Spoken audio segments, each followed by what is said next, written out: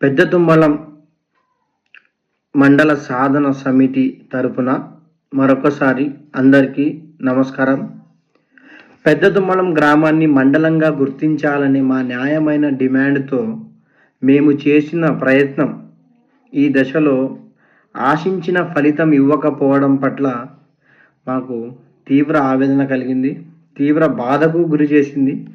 ఈ ఫలితం మమ్మల్ని నిరాశపరిచింది, బాధ పెట్టింది. కానీ ఒక్క విషయం స్పష్టంగా చెప్పాలనుకుంటున్నాను, ఇది మా పోరాటానికి ముగింపు కాదు. మళ్ళొక్కసారి చెప్తున్నా, ఇది మా పోరాటానికి ముగింపు కాదు. ఈ ఉద్యమంలో శాంతియుతంగా పాల్గొని స్వచ్ఛందంగా వ్యాపారాలు మూసి రాస్తా రోకోల్లో నిలబడి ఏ చిన్న స్వార్థం లేకుండా మా గ్రామ భవిష్యత్తు కోసం పోరాడిన మా గ్రామ ప్రజలకు, యువతకు, మహిళలకు, రైతులకు, విద్యార్థులకు, ప్రతి ఒక్కరికి పెద్ద తుమ్మలం మండల సాధన కమిటీ తరపున హృదయపూర్వక కృతజ్ఞతలు తెలుపుకుంటున్నాను. ఇది రాజకీయాలకు సంబంధించిన విషయం కాదు, మా పిల్లల భవిష్యత్తుకు సంబంధించిన ప్రశ్న, మా రైతుల గౌరవానికి సంబంధించిన ప్రశ్న, మా గ్రామ అభివృద్ధికి సంబంధించిన ప్రశ్న.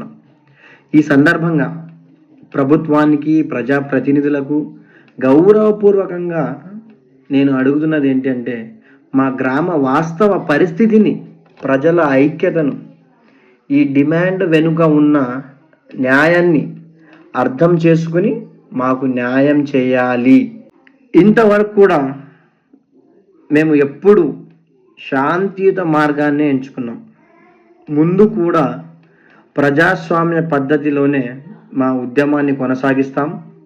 వచ్చే రోజుల్లో మా కార్యాచరణను పెద్ద తుమ్మలం మండల సాధన సమితి మీటింగ్లో చర్చించి మన గ్రామ ప్రజలకు తెలియజేయడం జరుగుతుంది. చివరగా ఇంకొక మాట కూడా చెప్పాలనుకుంటున్నాను. మన పెద్ద తుమ్మలం గ్రామానికి మండలం కావాల్సిన అన్ని అర్హతలు ఉన్నాయి. మనం అడుగుతున్న డిమాండ్ న్యాయమైనదే. చివరగా పెద్ద తుమ్మలం మండల సాధన పోరాటం, పెద్ద తుమ్మలం మండల సాధన పోరాటం ఆగదు. ఇది కొనసాగుతుంది.